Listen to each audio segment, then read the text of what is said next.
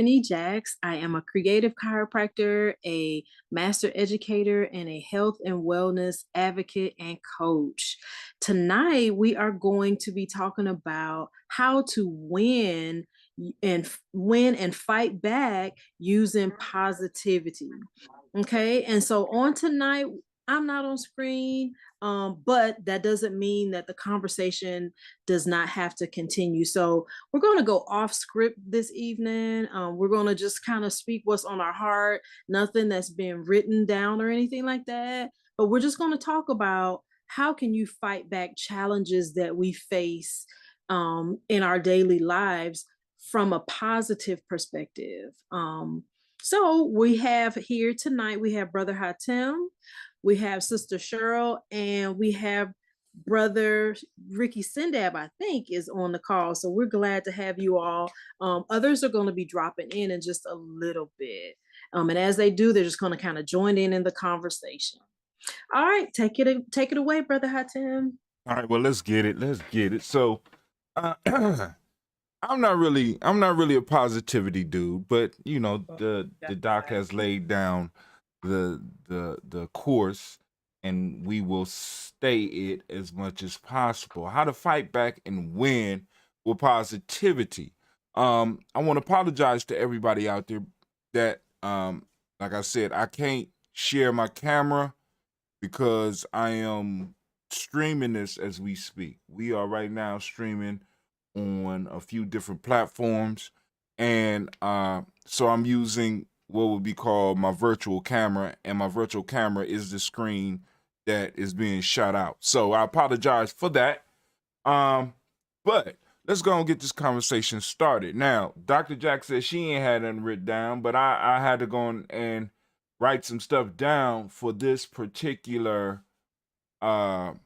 piece here. So we got the power of a positive mindset. A positive mindset is a powerful tool that can help you overcome setbacks, conquer our fears, and turn our dreams into reality. By training our minds to focus on the good, we can foster resilience, cultivate self-confidence, and strengthen our ability to adapt to change. So by training our mind. So what processes and anybody can speak of, what processes do any of us have in our life that helps us with the resilience, helps us keep in a positive mind state? Because for some reason, the term positive mind state kind of bothers me. I look more at self-determination and resilience. But what processes do you go through when things get rough that you might be able to share out here with some of the people? I just try to think it could be worse. Mm. That's Okay. that's the only thing. Okay. Because I struggled with this because when something would happen, I would fall apart. You Ooh. couldn't tell me it wasn't the worst thing that could be going on in my life or anything. I had to really start looking at a bigger picture, like it could be worse. That's all. That's what I use now to just make it through. If not, I'd fall apart. Say it could be worse. How Yep.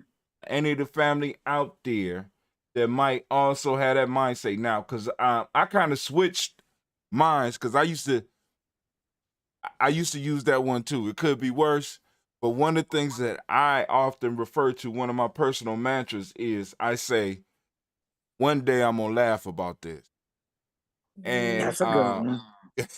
I have yet to been wrong. I mean, it might have took a long time, a lot of recovery, but I always tell myself one day I'm gonna laugh about this. Anything else? Anybody else got any processes that they take themselves through to so that you could be resilient and make it through? Because like I said, this is a very important conversation for us to have, especially as a Black community, right? Because a lot of stuff that is measured against us, whether it's real or in many cases imagined, we have to have a certain type of resilience, and we have to have a mind state that can push us or keep us standing. Any other processes that anybody got out there that they would like Well, to share? I had a question, like, Cheryl, what was there an occasion or an event that kind of maybe came to a head to make you then say, it could be worse? Was there something that happened that made you just get to that point where you said, whatever I used to do, however I used to respond is not working. So I'm going to now adopt this. What event, if you can share with us, was the turning point, I suppose? And before you answer that, I want to double back and ask Brother Hatem, why is it that you say you don't come from a positive perspective? And while you're holding on to that question, you're not a positivity guy. That's what you're saying. Not at all. Not at all. Okay, so before you get to that, we have Cheryl, we have you, Brother Hatem, and I think this is Brother Ricky Sindab. Brother Ricky Sindab, hello.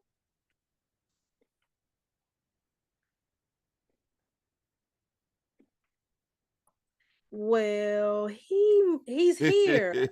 He's here in this space. He's probably otherwise occupied. Yeah, I'm Brother, here. okay, so you are. I want you to hold tight, Brother Sindab, because as a leader in a spiritual community, a religious leader, I would like for you to share with us what it is that you use personally, because I know you have a lot of souls that you got to be governing over.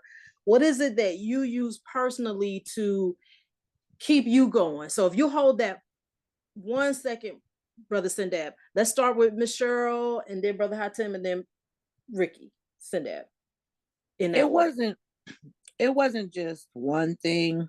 It was a culmination of, number one, I read too much, I see too much, and then what I see on my daily job. And I would walk away like I really don't have the problems that I thought I had. So it just wasn't one, like one thing just made me like, boom. It was just like a daily something, every day. Okay. And it just like changed my mind frame. Okay.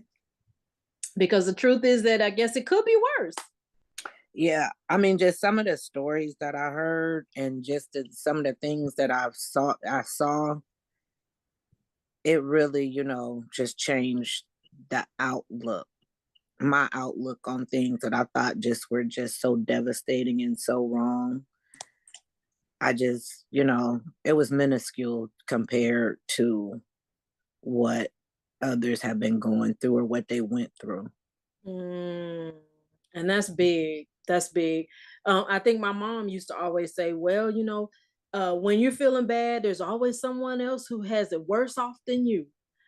And, at the time I was like, how could it be possible that someone has it worse off than me? But, over the course of time, life teaches you that, things might not be as bad as they could be. Yeah. Yeah. All right. Thank you, Cheryl. Brother Hatem, tell me why you are not a positivity guy. Like, why? Why? I'm not because how can I put it? The universe works in dualities. So oftentimes, let me say in my personal life, some of the worst things that I felt happened to me at the time when I thought they were the worst things ended up being some of the best things that have ever happened to me. So I feel that a lot of times people might be ducking their own blessings by not accepting something for what it is. Ooh. You understand what I'm saying? So when we say the positivity mind state, I'm more thinking a resilient mind state, a self-determined mind state, or as they say in Kwanzaa speak, practicing Kujichagulia. Because, the creator of the universe, at least the way I know this creator, made good and bad. And all of those things serve this whole creation. So my key piece is, what can I pull out of it? So I'm looking more for a balance and a resilience so that regardless of what comes, I'm like a mountain. Okay. Well,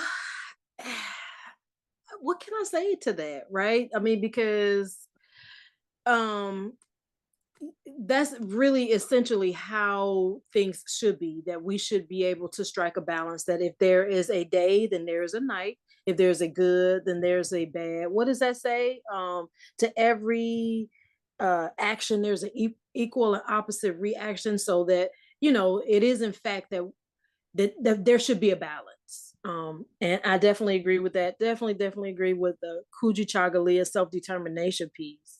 And we'll get right back to that.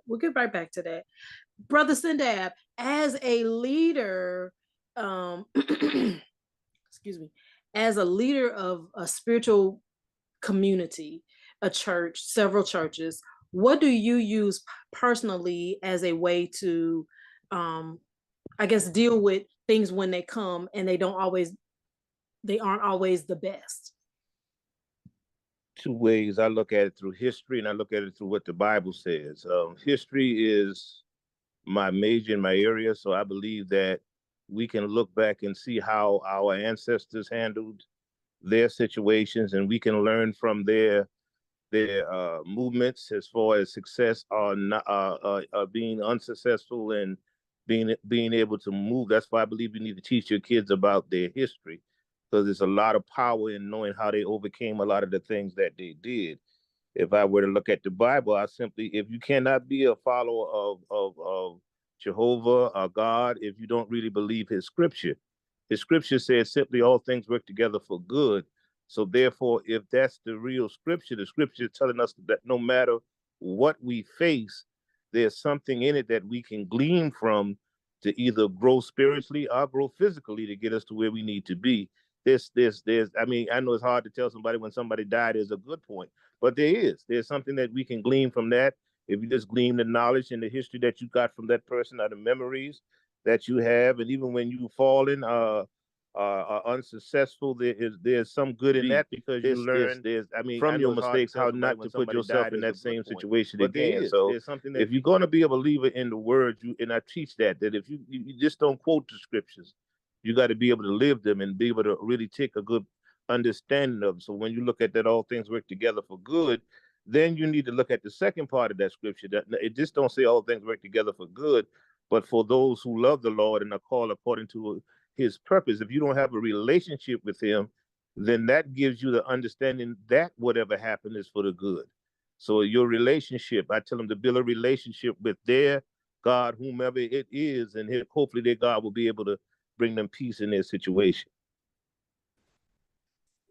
Thank you for that, because brother Sindab, we have also brother Neil. He's out of Chicago, and he is a pastor of a church there in Chicago, and he's always, much like you, always, responsible. He's responsible for a lot of stuff. He has a lot of moving parts, and when he comes and to share with us, he always has good things for us to reflect on and walk away with. And I have another question for you, brother Sindab. So if, what's going on today is that they're saying that history is not important.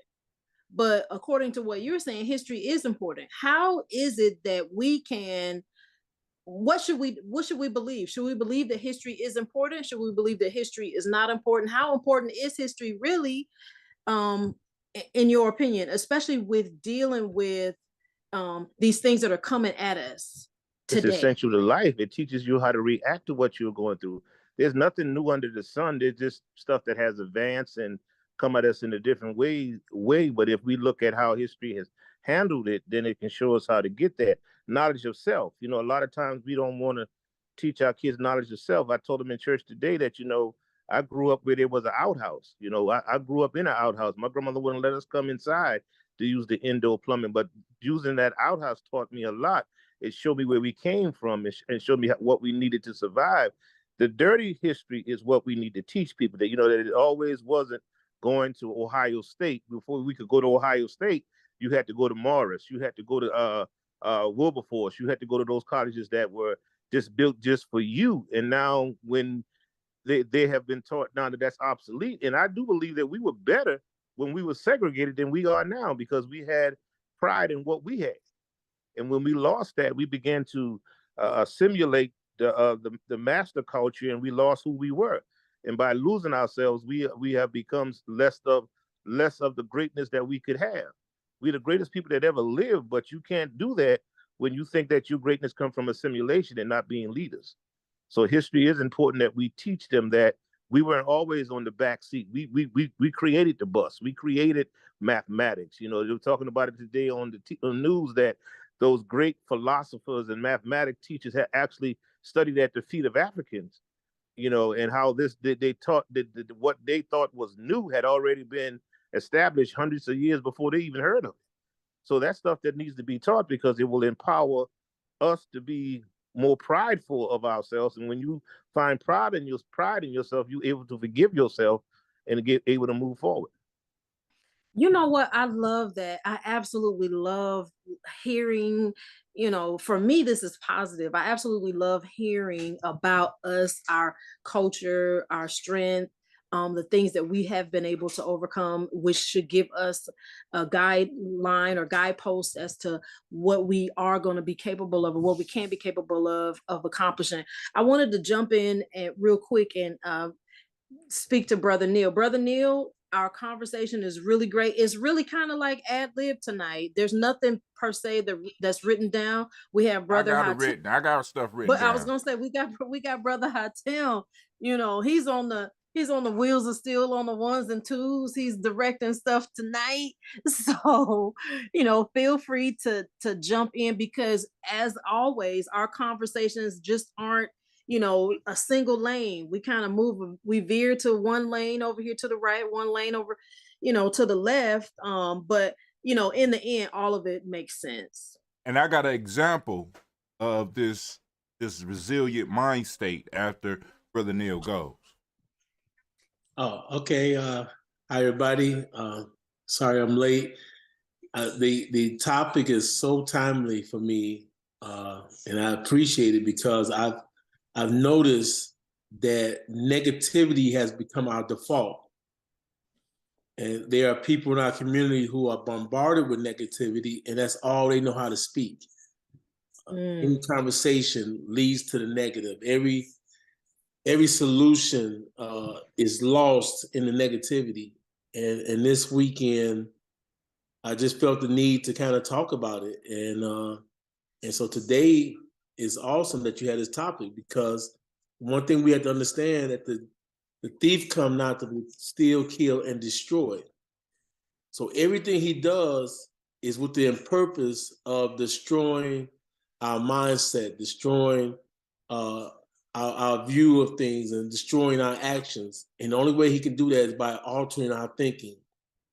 And so as you think in your heart, so are you. And so once you carry this negative mindset, then it stays with you, it permeates with you, it seeps out of your pores, it unveils itself in every conversation. And it gets to the point where you're so negative that you can't be a light, because you can't, you can't be a light for Christ, but then also a reporter for the devil. So I've just been trying to say that, Christ has been telling us that he will come to give us abundant life, and I'm going to have it regardless of what goes on around me. I'm not going to let circumstances or situations keep me from being who God made me to be. And of course, yes, I have down days or down moments or whatever. That's totally different. What I think we're getting at from your flyer is just the overall malaise that people are in. And it's hard to get anything done in the community when people have already given up.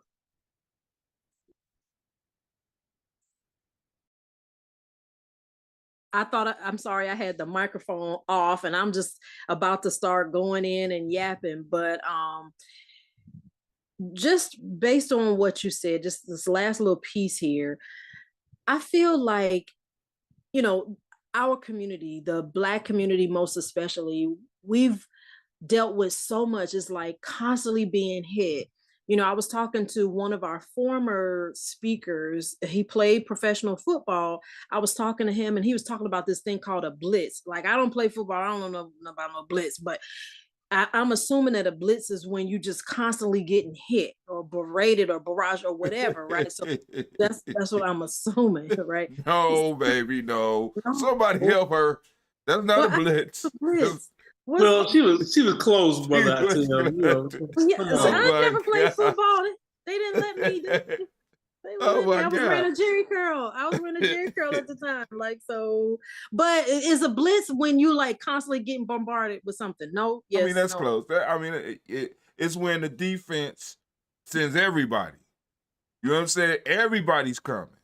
So, you know, usually on defense, you have some people that stay back just in case something breaks through. But a blitz is when they hit you with everything. Linebackers coming, cornerbacks might be coming, the safety might be coming, or you know what I'm saying? If it's everybody, but then you might have a single person blitz where that one person is able to come in. He's allowed to leave his position and come in and knock the hell out of the quarterback or whoever gets the ball. But anyway.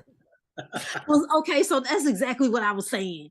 I mean, that's exactly what I was saying. So, in other words, us as you know, I feel that our community, we have been blitzed with so many things coming in at us. We have inadequate housing, you know, poor jobs. We have, you know, considerably poor health. We have, you know, disrupted families, you know, fragmented families, relationships, et cetera, et cetera. We have so many things. So, you know, it leaves open gapping spaces for negativity to come in, you know, at us. And you know, in a sense, we've been receptive to it because it's like, okay, well, here's something else, here's something else, here's something else. So you know, it is difficult, I can imagine, for us as a community who has been, you know, hit with so much to be positive. You know, like how can you be positive? Brother Hatem, could you speak to that real well? Or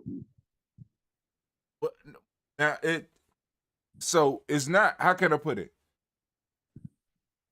Yeah, you got the negative people, but once again, it gets back to the resilience, that balance, because my issue with the whole concept of the positivity is that you have some people who will try to put a pig in a soup regardless of the situation. And I don't think that's healthy. You know what I'm saying? They're always looking for the positive outcomes, when it might just be a matter of them doing something uncomfortable. Because like I said, you got to take, if you can't pray for rain and be mad because thunder coming. You can't have the ocean without the waves. I think that was Frederick Douglass that said that. But you got to take life, and I think we got to develop a view to where we are able to deal with life for real. So with our people, a lot of our people had very realistic views, but some people lean towards the negative and always expecting only the negative. And for years that's what we got. You know what I'm saying? Now we have an opportunity to kind of change directions with where we are in time at this point in time, because we don't have it nearly as hard as our ancestors had it. So really, this is a walk in the park for us. I mean, but as a do we people, really? But huh? do we really? I mean, Yeah. because for me, okay, see, my thing is that the battles are more psychological and spiritual, and we have not been equipped. I don't know that many of us have been equipped, and I'm maybe generalizing, been equipped to deal with the psychological and the spiritual, because we've been accustomed to, if we were in fact in slavery for 400 years or whatever the number is, we were, you know, used to being physically challenged, physically abused. So we have grown accustomed to the physicality portion of it. But what about and we weren't prepared for the psychological piece or the emotional piece. Now, of course, you know, getting beat and killed and all of that, you know, it does take a toll on your spirit, and it does take a toll on you psychologically. But you know, we were prepared for the physical part. what I feel may be going on right now is more of a like all out attack psychologically, or all out attack on your soul. You know, and so it may appear that okay, nobody's beating us, you know, nobody is, you know, starving us per se, but we are being starved and we are being beaten. It's just in a different light. Brother Neil, I'm sorry, I see your hand up. No worries. But that's a good segue, because if the enemy comes to steal, kill, and destroy, and his job is to do it by deception, then one of the things he's done is giving us a picture that everything is negative. So if you have a constant barrage of things that are wrong, you never get a chance to see what's right and celebrate what's right. And so for some people, I believe that the information season that we're in, or the access to information, it's done nothing but help to traumatize our community. I'm not sure if they have this thing down there. I gotta imagine, but it's called Shot Spotter or something, where you can keep track of crime on your cell phone. Mm-hmm. And so some people actually live by that. And to me, I said that's self-induced trauma. There you go. Why would I want to sit up here and look on an app, and especially us in big cities, right? Whether it be Atlanta, Chicago, Cleveland. So now I got to sit up here, and every time somebody shoot, I get an alert. So imagine how often you will be seeing that somebody shots fired somewhere, and now you're governing your life by it. I can't go out. I can't do that. And while you're getting that information, social media and the regular news outlet have a way of suppressing the good news. Right. So I just want to tell this testimony, because I say this: information for me informs me. It does not incite me. And so what happened this weekend, I was in Washington, D.C. with some friends working with Lil Durk's foundation. I'm not sure who has ever heard of Lil Durk or Durk. Yes, I have. Okay, I just became aware of him a couple of years ago, Doc. He came to Howard University, and while these kids were on a college tour from Chicago, he surprised two of the students who had already applied and already been accepted, surprised them on stage in the middle of the concert with $50,000 each. So the place went crazy. Of course, they were happy. They had called the mom, the parents, and they were excited. Then he produced a check, which was initially supposed to go to all kids from Chicago, $250,000 if they have trouble meeting their needs, and if there's anything that's going to keep them from finishing school. But right there in the middle of presenting that, he waved it off and he said, you don't have to be just from Chicago, anybody. And he's going to raise some more money to do that. So as I was posting this on social media and trying to share the video, crickets. Nobody saw it. Nobody heard about it. That somebody gave away $350,000 plus, just like that. But the one thing that you are guaranteed to see is a group of teenagers that went crazy wild last night in Chicago, and now it's nationwide news. And so my point is, if you only get one view, you would think there's nothing good going on. Mm-hmm.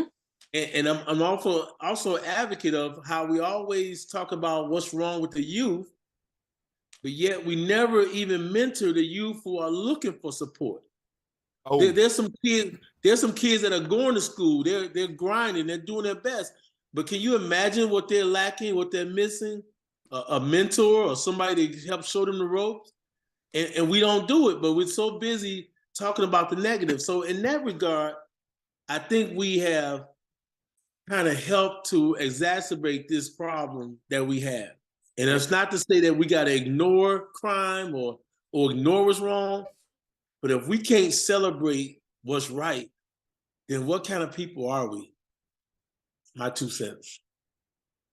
I wanted to piggyback on that, because and it ain't even programming.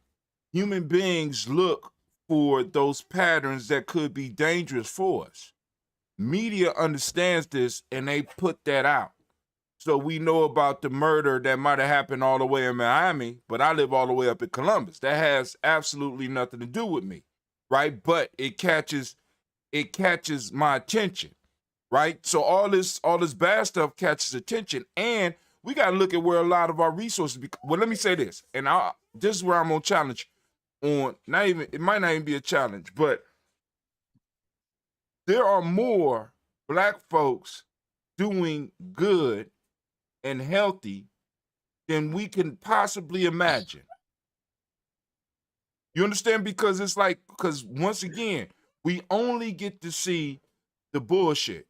I just did my newsletter today, and I was covering a YouTuber by the name of FD Signifier. He did a video last year called Break Bread, and it's about leftist YouTube. And what he broke down in that was, like, for example, if you are a YouTuber like myself, or if Dr. Neil, or if Dr. Jax, or Sister Carissa, she has a show, if we have shows, the algorithm does not know how to deal with a Black show where people are talking about what we're talking about right now. So they just don't do anything with it. You could be filming and be like, my friends didn't even check out my video, but your friends never saw it on their timeline. These people is hyping up what sells. Violence sells. Violence catches attention. Sex catches attention. So this is what they're pushing out. And then on top of that, the algorithm don't fit us. So we look on Facebook and think that the state of Black America is totally messed up, when in fact that might be an illusion that we're seeing. And thus my admonition that we utilize social media, but we don't become slaves to it. There you go. Or slaves to these various apps. And then also, I'm also the mindset that if you're out doing good, you're running to people doing good. So now you got to expand your circle. You got to expand what kind of people you're talking to. You just basically got to be careful of the company you keep. And that sounds old school, like when your mom and them told you about picking your friends. But for me, because I'm a very solution-oriented person. And you're just not going to get 2 or 3 hours of me where I'm sitting there talking about how the world's going to hell. You're just not going to get that. Right. I think maybe after the first 30 minutes, I'm going to be looking like, okay, what's the solution? Or then I'll start going over your resume. Because I believe that if you're not supporting or sharing or serving, then you're just talking. Wow. Excuse me. Go ahead, while you clear your throat, Doc. I was looking at numbers in the Bible today, and the story of the 12 spies in chapter 13 always intrigued me, because it comes back and said they brought an evil report when they shared what they saw in the land. And I never knew why they was called evil, because in my mind, they were just sharing what they saw. But what made it evil was the fact that they were handpicked, that they were leaders, and that they were supposed to go out and spy a land that God had already promised them.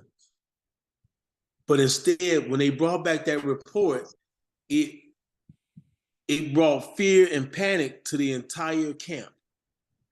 And I believe that there was some people that are good at that now. They will only share bad news, and they're not being very leader-like, because this information that they see, which is true, is only serving to incite people. So if you can see kids wilding out or anything, if you read an article about kids not doing well in school, then you got options. Either you can get in there and roll up your sleeves, or you can support somebody who's already rolled up their sleeves. But what you can't do is sit back and be an internet warrior and talk about what's wrong with society when the furthest you get is a keystroke.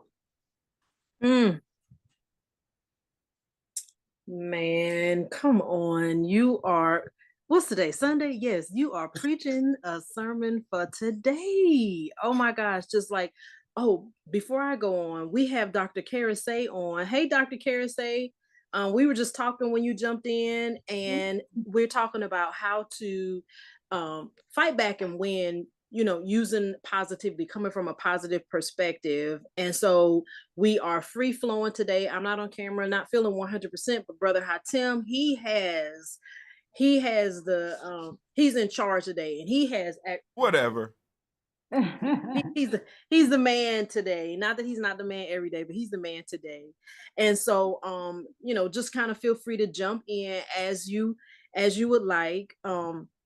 But again, back to you, Brother Neil, what you said about in the book of Numbers, like how different is what was written in the Bible saying they brought back an evil report? How different is that from what we see today, where it seems that those people who are in charge of, spreading this message or spreading the word or getting the news out, that they're not giving us the accurate reports? To Brother Hatim's point, they're not giving us what is the real, they're because we don't know it. And so we are focused on, we believe, in other words, what we see.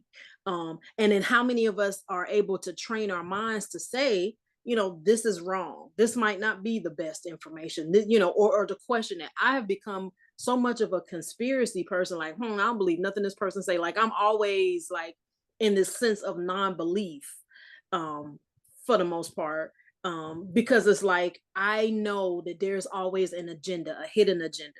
So, There you go. Yeah, especially when you are privy to good work and excellent things. I mean, right, if you're there and then you come back and see something else, you kind of twist your head like Pavlov dog and say, "Wait a minute, I right, know this ain't right. I was there. I seen right, it." right. You probably know it from your family. Maybe when they talk about kids being no good, but yet you're looking at your children's friends and you're seeing all of them go on to do great things, graduate, be good citizens, good people. I think I said it, several weeks ago that we got to stop this default that everything is wrong with the younger generation. And I think the reality is it's the older people that have forsaken their duties as elders to go out and mentor and be available. Now, like I said, you can't solve it all by yourself, but before you speak, you should at least know that I'm in the fight. Or yeah. And if we look at the resources of our communities, first off, since we don't control the politics, we don't control where the money go. Like, for example, you go to the schools, you look at where a majority of the financial support is, right? I mean, like I said, I work at a school where 85% of my population is doing or attempting to do what they need to do, but 85% of the organization's budget is going towards working with the 15% that are out of order. You know what I'm saying? We focus on the ones that, how can I put it? The focus is always on those loud ones and those disorderly ones. And oftentimes we walk right past all the good kids to try to save the bad one. And I think that's something that we might need to start reconsidering as well. Not just with children, but with a lot of things. We want to go in and renovate other people rather than working with the ones that have already renovated themselves and is ready to do work. So I'll leave it at that. No, that's exactly right, brother. Because the reality is, if you would invest on the front end, that percentage of so-called bad wouldn't be as high as it is. So really, it's about where you want to put your investment. Mm-hmm. But that aside, even the things that when you talk about budgets and this and that, if once you are called to something, or once you have decided that this is how I need to fight this is what I need to do, The one thing you can't do is create a self-made barrier. Talking about money, we don't have this, I don't have that. You just need to get in the fight, and the resources that you need, God will supply that. But especially if you're talking about schools, for example, kids are not impressed as much by your money as they are your consistency. When they see you there and they see that you care for them, that's all they need. So we could fight about the money later, but in the meantime, there needs to be a bombardment of people, especially men, in these schools, because I know that the schools teachers are like 75 to 80, 85% women. There's a great majority of teachers that are white. And it's just, some people are going years before they even have a male teacher. So the only men they see are disciplinarians, or maybe later the assistant principal or the principal. So they go there pretty much almost their entire school year, and I mean a school career, and probably never have a male instructor. And I remember when I was teaching, very good points, by the way. I remember when I was teaching in South Carolina rural school, there were 3 Blacks at the school. And this is country, 56 to 60%. It was a high number of Black students, but I was one Black teacher. There was one Black administrator, and there was another Black teacher. So just being able to see a Black teacher, male or female, was, few and far between. And so I made sure that, and we, it was a poor school, rural school, it didn't have anything, but I made sure that my presence was known. And, there, I had those students in my classes. I stayed after school. I was so involved in their lives. Like, I wanted to make sure that they knew that I cared for them, because I did not see a Black teacher when I was, growing up in school. I didn't. Now, I'll take that back. We had a Black assistant principal, and we had, I think, maybe a Black counselor.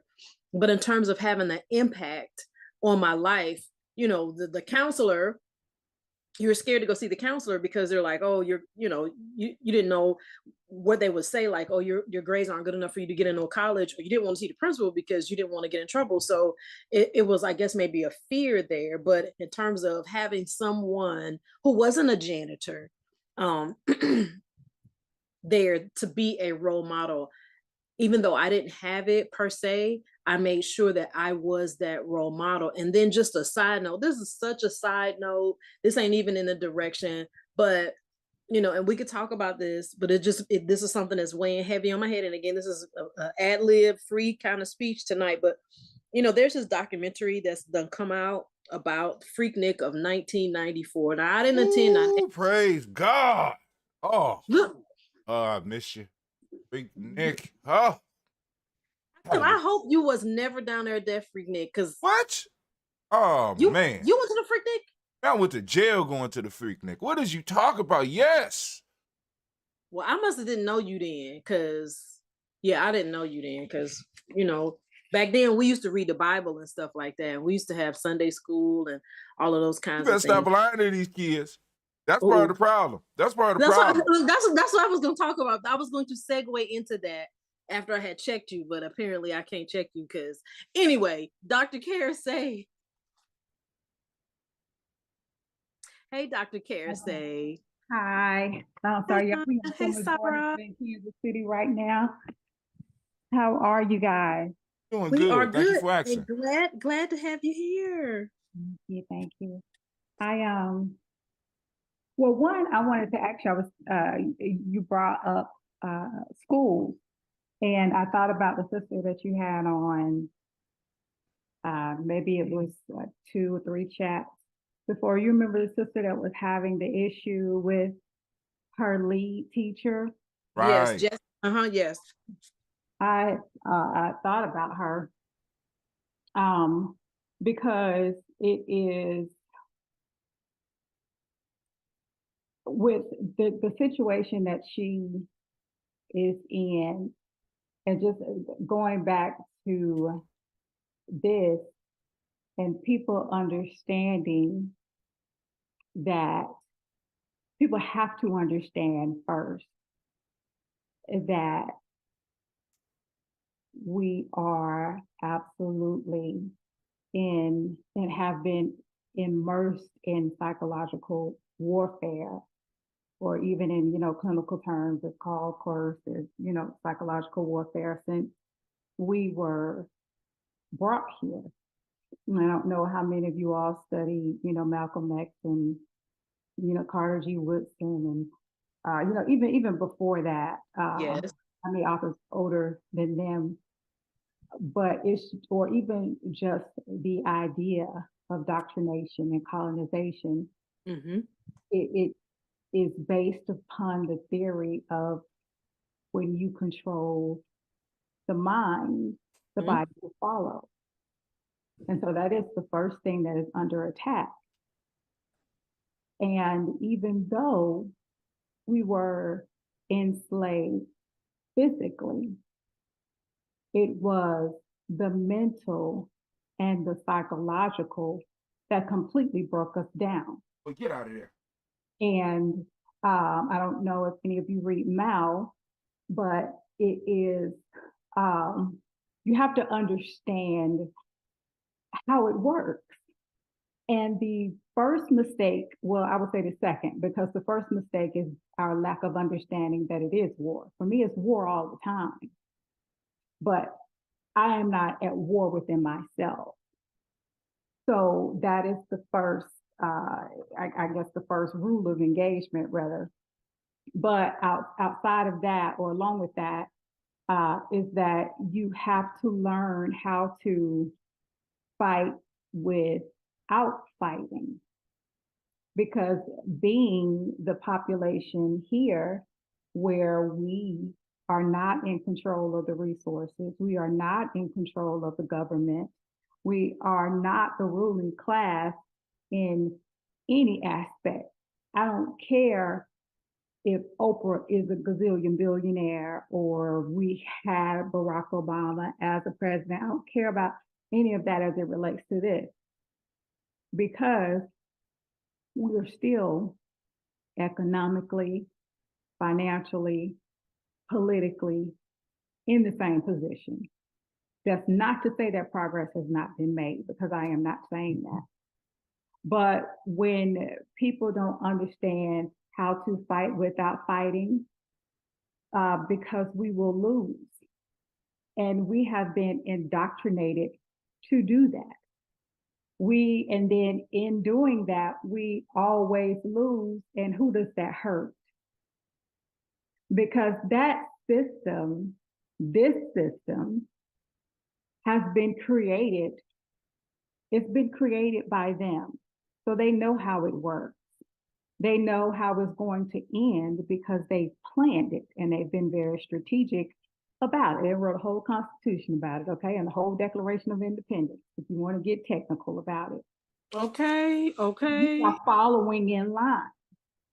And so the plan is already there, and it's designed for them to win. So we go in underserved, underarmed. We are not ready for combat. So with that, we have to learn how to fight without fighting. We have to learn those rules of engagement by learning the opponent, and those things about, I don't know. I mean, I know we had some soldiers on here before, but you pick your battlefield, or the space and time in which things happen, and then you go in with a plan. You just don't go in ready to buck up and shots fired, not prepared for what's going to happen in the interim or in between. You have to know what you want your ending to be, and how to go about it happening while using your enemy to make it happen. And we don't understand how to do that. We haven't been taught how to do that. And that was the plan all along. And when it comes to the teacher, going back to her, I really wanted to, impress upon her and give her some resources, because I don't think that she understands, and I could be wrong. I don't want to, put anything on her, but I don't think that, I didn't get the impression that she understood what I was saying fully, or even knows exactly how how white women view kids, view our children.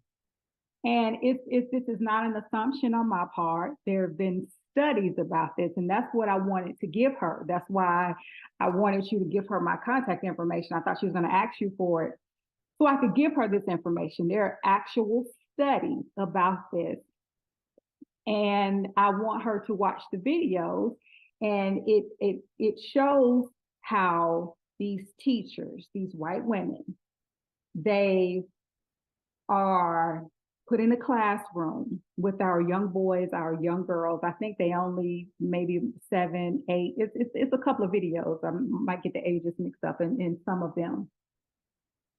But then they're just, the kids are just there being children. Okay. But the gist of it all is that when they were asked who was the aggressor or who was the aggressive child, they automatically zoned in on the Black girl, when she may have just been laughing louder, or being more animated, because we're expressive. But it was just because of the teacher's visual. And so what these, and also when it came to the young males, the same situation, and I'm seriously condensing this. I mean, this was a huge study. They saw our young males as being violent. And I mean, these are children. And I mean, do you hear the words that I'm saying? They use words like, normally when you just say something about a child, first of all, you're going to say child or children or kid, and you may say hyper or rambunctious, things like that. But this lady, those white teachers, those white male teachers were using words like violent and aggressive. And, those things adultify our children, okay? And in that, and why that is so harmful, is that they look at our girls and they see grown women. And so when things happen to young girls, like when they go missing, or when something, God forbid, something sexual happens to them or things like that, they automatically in their mind, that going back to that teacher, what she sees is a woman. And because we tend to be because I think the kids were down south, we are more developed physically. And even sometimes we aren't. That's not even an excuse.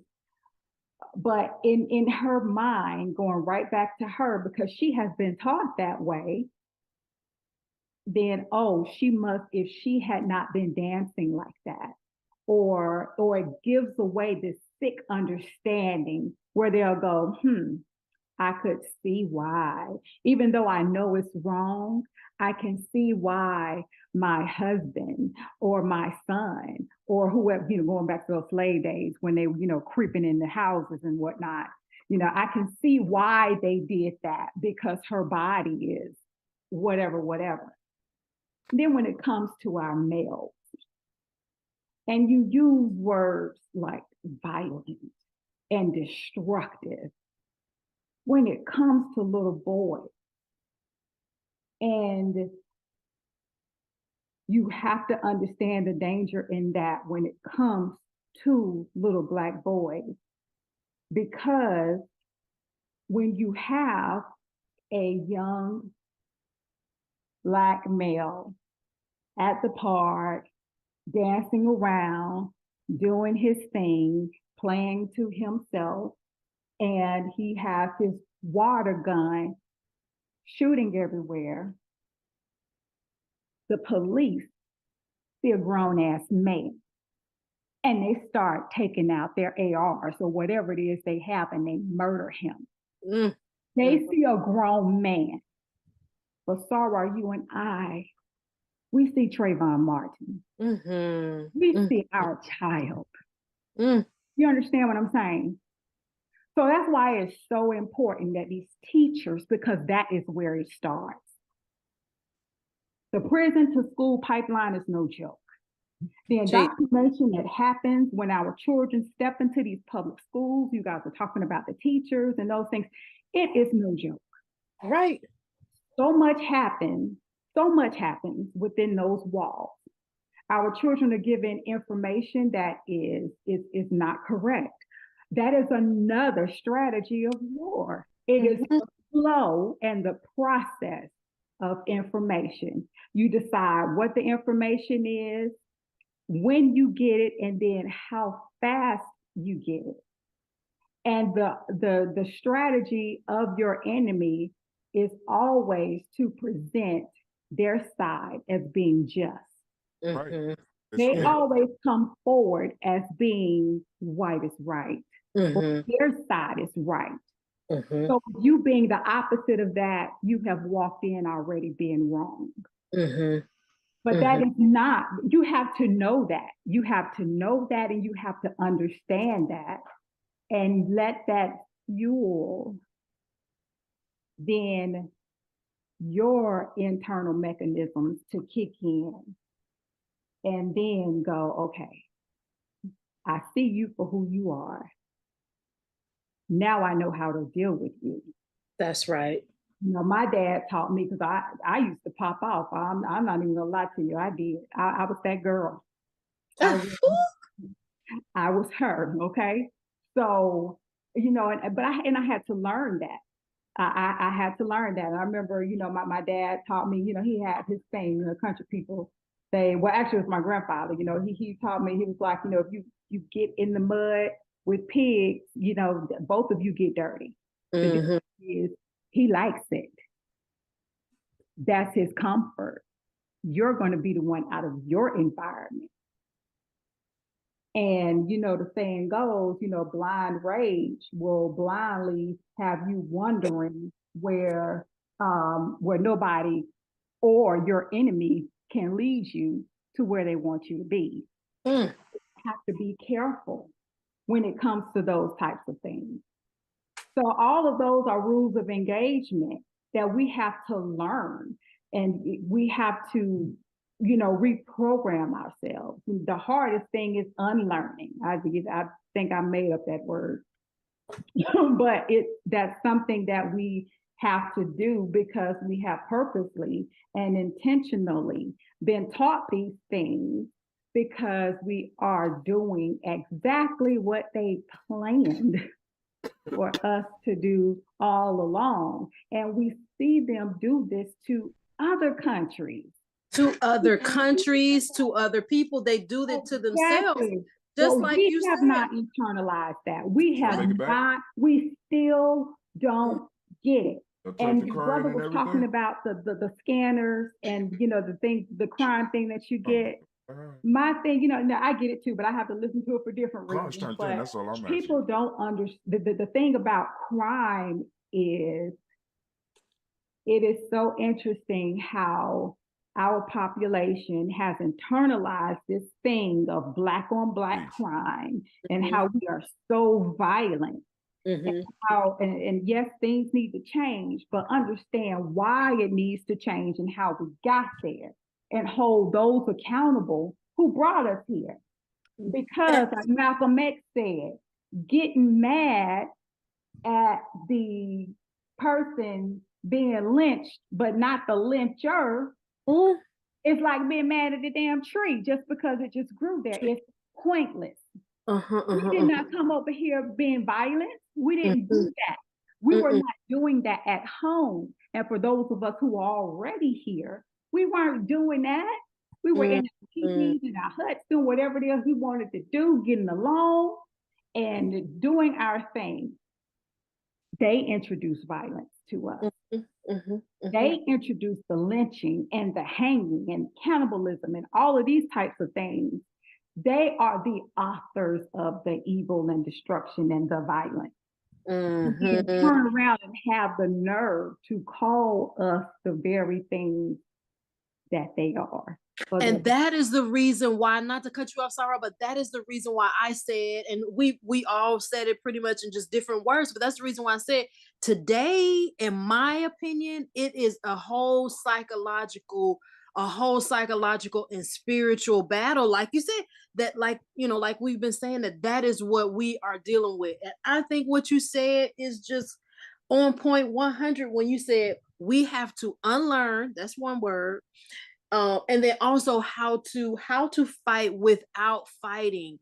It's like all, in my opinion, I feel like all of us need to get together, have a family gathering of all the people that have been disenfranchised, most of specifically Blacks, all get together and just listen, have a lecture, a family reunion, a sermon or something where like this thing, clicks in our head to where we get it, because and just like I mentioned, that we've been blitzed. There's so much coming at us at one time. You have people who are trying to be conscious. You have people who are trying to be, cultured, people who are trying to be religious. You have all of these different aspects, those people who are trying to be healthy, all of these things coming at one time. So all of those different factions have their own, specificities or whatever, connected to them. And it's just so much confusion. Yeah, Brother Mike said that it is mental,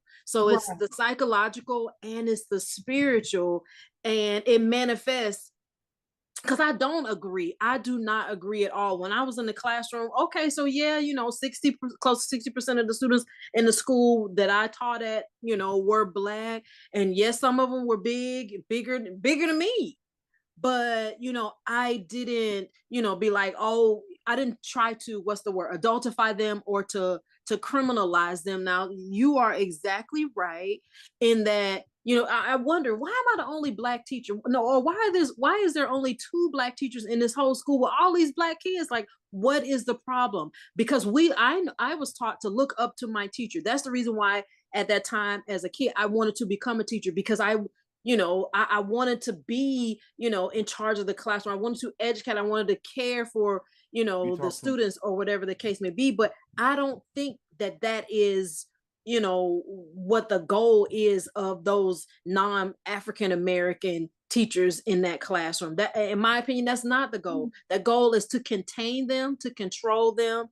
As a matter of fact, short story, like when I was teaching in South Carolina, I would bring students, a busload of students, 50 plus students, a busload and a van of students from the rural South Carolina to Atlanta so that they could visit these HBCUs. And I did that for about 3-4 years. And it was just mostly Black students. The last year, I think we had a group of, non-Black students, but, it was mostly Black students that came because I wanted them to get the experience of seeing what a college was like, because I was blessed to go to a college. I didn't go to an HBCU, but I was blessed to go to a college. So I wanted them to see this, and I wanted them to know that it's possible for you to go to a college. When I think it was our second trip where I took the students over, they went back, I guess, and was bragging about how the trip went to the white teachers. These white teachers causing all kind of havoc. Well, did you have security on the bus? I heard that these two students were sitting, a boy and a girl were sitting in the back of the bus, and they were having sex. Of course, at that time, I was a nice preacher's wife, so I did not use any Sunday school words. But today, I would use the capital B and the word, okay? All right, I'm like, what? How dare you tear down what it is that I have done or am trying to do? None of you have tried to take these kids. Instead, you want to, and then also like I would do real creative stuff in my class. And so one of the white teachers had the audacity to be like, okay, could you not teach this particular subject? Because this is what I'm teaching in my English class. Bitch, I'm teaching history. Okay. And I could do however I want to do because I got a bachelor's degree and a master's degree in this particular subject. I could teach whatever it was that but she was adamant about me not teaching it because she wanted to teach it. You were an English teacher, I'm a history teacher, like, okay, mine yours.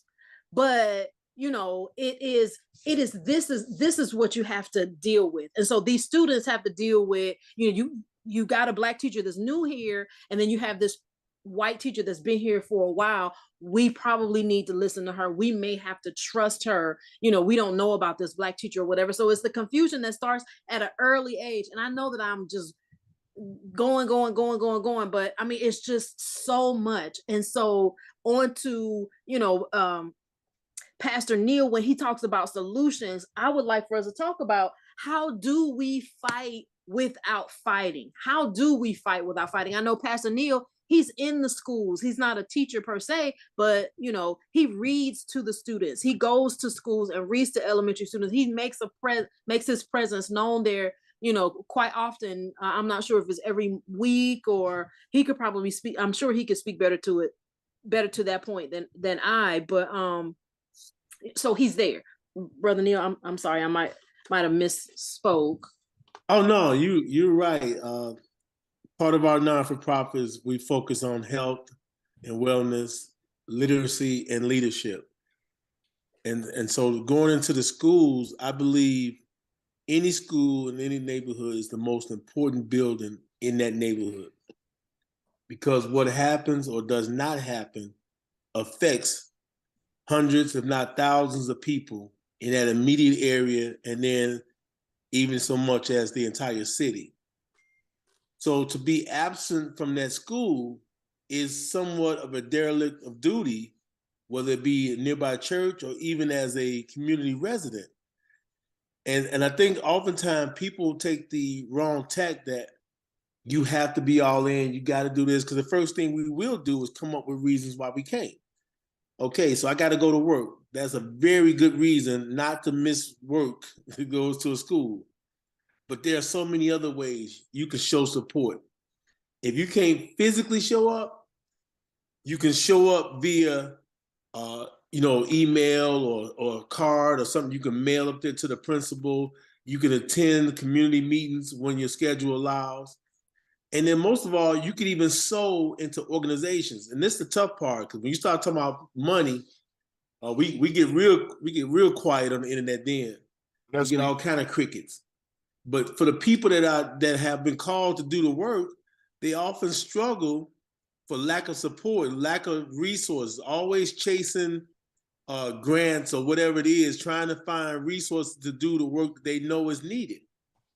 So imagine if you can't give somebody $350,000, and if you could, you could go ahead and drop a check off to this brother right here. But let's say you couldn't do that. Could you mail $35?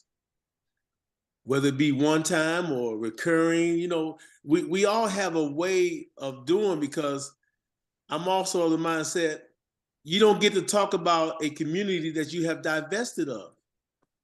And that's what people have done. They move out and get fancy houses and they live far flung. Okay, here it is. You can tell me, Doc, if I'm out of order, because I don't know Atlanta like I know Chicago. People will move one block out the city proper and will swear I live in the suburbs, so that don't bother me. That don't affect me. And I'm like, just because you across the street from Central City or whatever Atlanta, the closest outer neighborhood is, just because you across the street from it, don't mean it don't affect you. And you're still Black, period, point blank. And so what has happened is people have moved away, not only physically, but also just mentally. They've already divested themselves. It's just them people, them bad people, And if you have that mindset, then it's not going to be something you would be willing to invest in, because mentally you've already checked out.